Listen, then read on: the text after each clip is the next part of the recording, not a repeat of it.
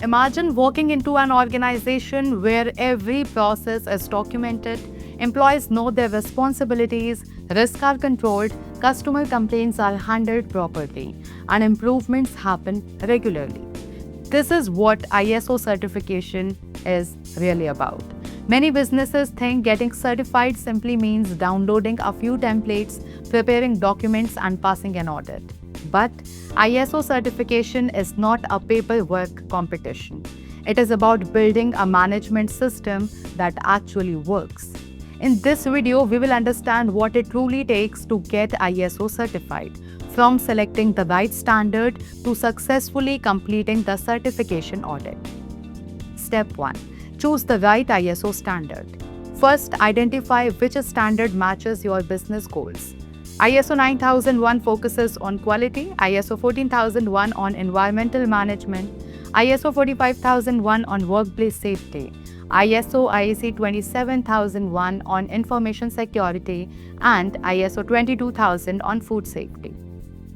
Choosing the right standard is like selecting the correct destination before starting a journey. Now, step 2. Understand the requirements. You do not need to memorize every clause. You need to understand what the standard expects and correct those requirements with your daily operations. Ask yourself, are responsibilities clear? Are risks controlled? Are employees following the processes? Can we provide evidence? ISO is not about complicated language. It is about organized and consistent working. Now, step 3. Conduct a gap analysis. A gap analysis compares your current system with the ISO requirements. It shows what you already have, what needs improvement, and what is missing completely. This step is important because it identifies problems before the certification auditor does. Now we have step 4. Define the certification scope.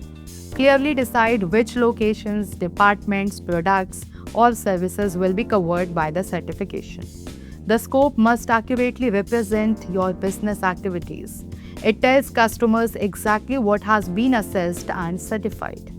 Now, step 5. Build and document the system. Now it is time to create the management system. This may include policies, objectives, procedures, risk assessments, operational controls, responsibilities, and performance indicators. But do not create paperwork just to impress an auditor. A simple procedure that employees actually follow is far better than a lengthy document nobody understands. Now we have step 6. Involve leadership and employees. ISO certification cannot be managed by one person alone. Top management must provide direction, resources, and support.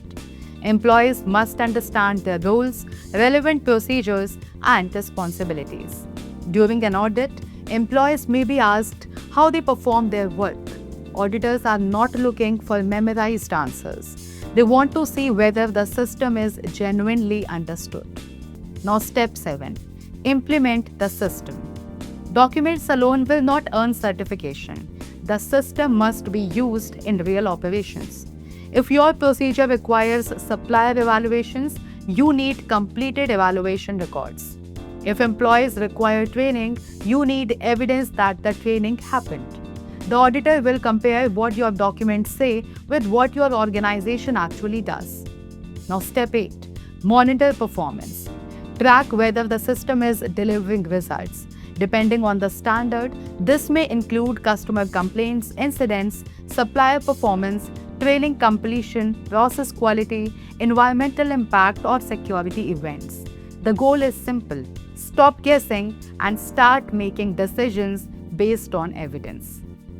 Now we have step 9. Conduct an internal audit. Before the certification audit, conduct an internal audit to check whether your system meets both ISO requirements and your own procedures. Internal audits may identify missing records, outdated documents, weak controls, or unclear responsibilities.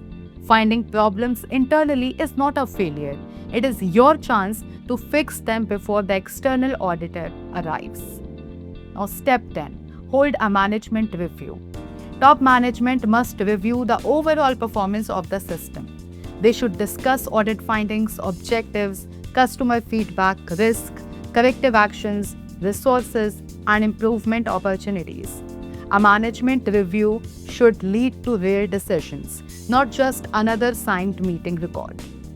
Now we have step 11. Select a credible certification body. ISO itself does not certify organizations. Certification is conducted by independent certification bodies. Check the body's accreditation, competence, industry experience, and recognition. Choosing only on the basis of the lowest price can reduce the value and credibility of your certificate. Now we have step 12. Complete the certification audit. The certification audit generally happens in two stages. Stage 1 checks your documentation and readiness. Stage 2 checks whether the system is working in practice. The auditor may interview employees, observe operations, and review records. The auditor is not expecting perfection. They are looking for a controlled system that identifies problems and improves over time. Now, step 30. Correct any non-conformities. When a non-conformity is raised, do not panic. Find the root cause. Correct the issue and provide evidence that the action was effective. Simply reminding employees to be careful is usually not enough. The objective is to prevent the same problem from happening again. So, certification is not the finish line. Once the findings are closed and the certification decision is approved, the organization may receive its certificate. But the journey continues through surveillance audits, regular internal audits, management reviews, and continual improvement. ISO certification is not a one-time performance for the auditor.